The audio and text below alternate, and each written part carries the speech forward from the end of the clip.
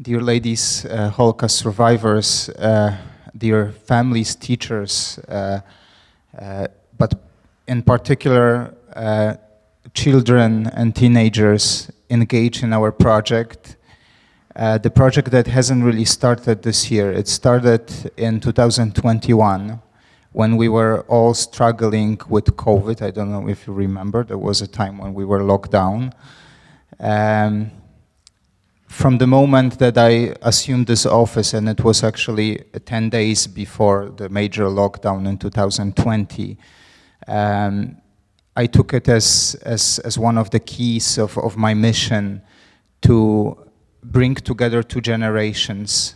One generation that is passing the torch to another generation, the generation of people, including myself, who never experienced the evil and the tragedy of war, but still has a chance to connect with those who survived and has this experience that can share and will maybe, perhaps, we hope not, but it might be useful for the future and gives us, first of all, the beautiful example, what is the desire posture and how to stand up against the evil. And this is the living lesson. So when we were approaching the anniversary in 2021, the anniversary of the liberation of Auschwitz in January, we couldn't do much because obviously we were disconnected because of COVID, everyone was locked down. But we figured that if we do the lesson, and I thank to Madam President of the Polish Saturday Schools and all the teachers and the directors of the schools for agreeing very rapidly to join us with this project.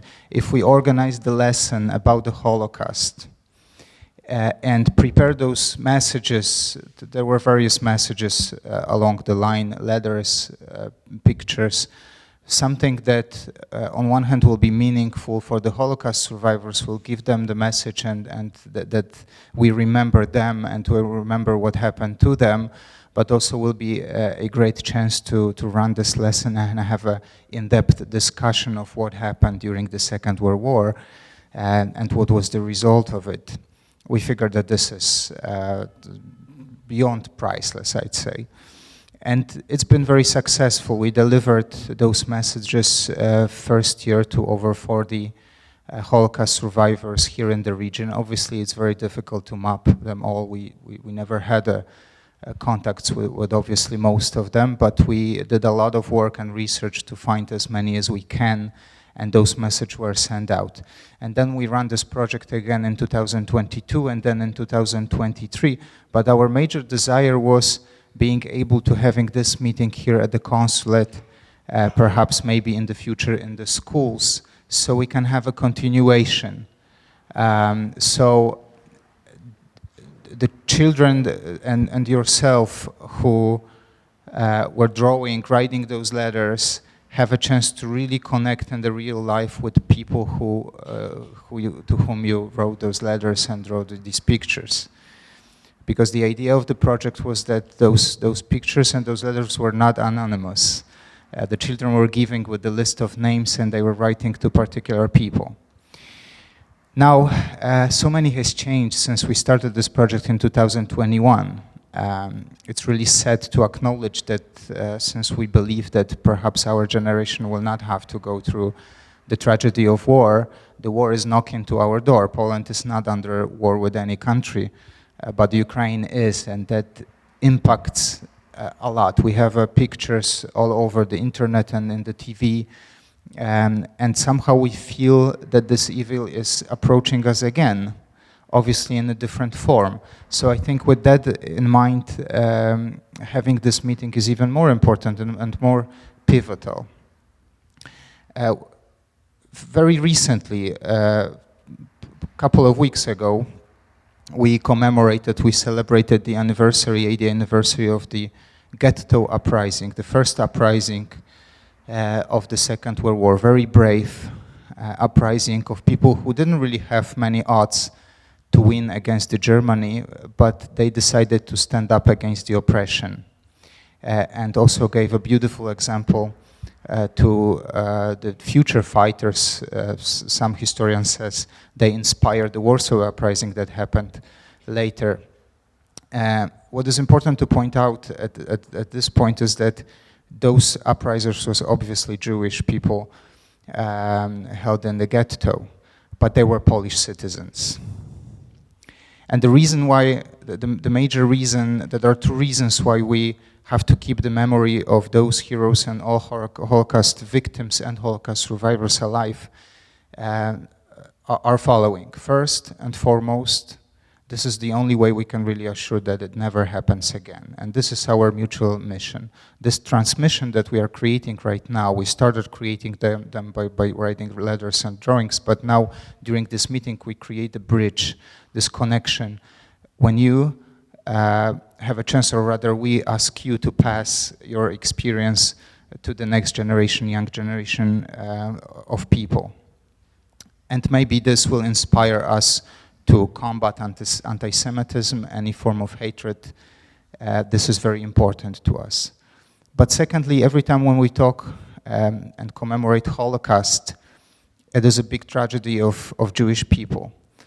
But I repeat it constantly that this is also a big tragedy of Polish people, because Poland lost during Holocaust, lost very valuable, precious Polish citizens as well. 3 million of them, half of the entire amount of people whose lives were lost during Holocaust. And we never rebuilt after that. People say that if Second War would have never happened, and Germans would not invite Poland and organize this machinery of Holocaust, Warsaw would be the most vibrant and the largest Jewish city in the world. Jewish people and Polish people had a wonderful living together for over 1,000 years.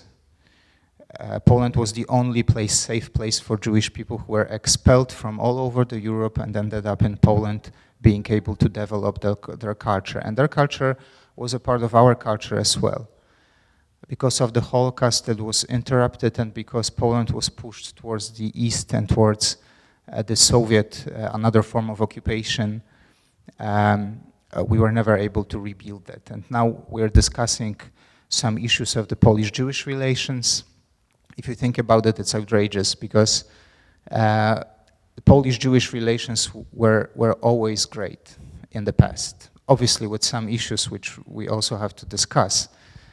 But given the other relations with Jewish people in other places of Europe, Poland was a shining example.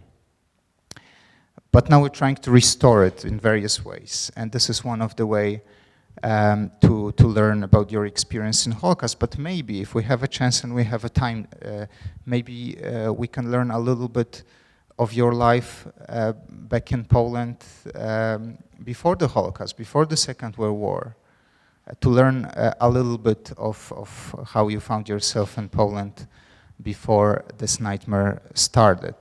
So there is plenty of things to talk about. We are right now about to share the beauty and the most dark parts of our mutual history. And to the young generation of people here in the room, this leaves you with a message.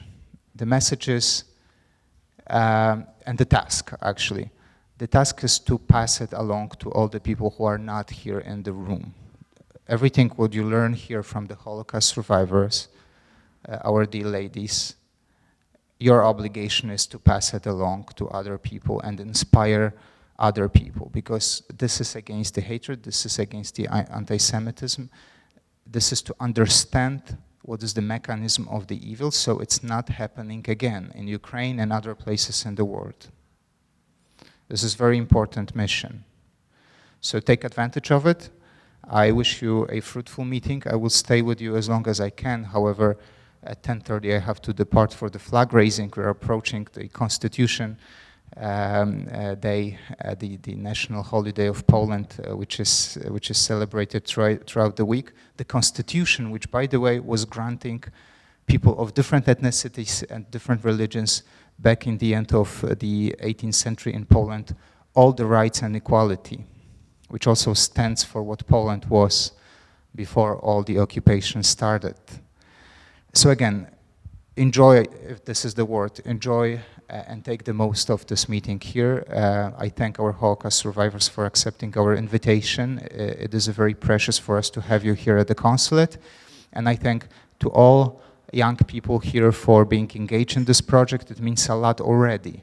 We're really proud of you, and we thank your parents for working with you on this project and on many other projects. And obviously, as always, to the entire organization of Polish schools and the Consulate School for carrying this torch and inspiring people and being so beautifully responsive to some of our ideas that we have. And we have a lot of ideas also for the future. So thank you very much, and without further ado, I wish you a wonderful discussion.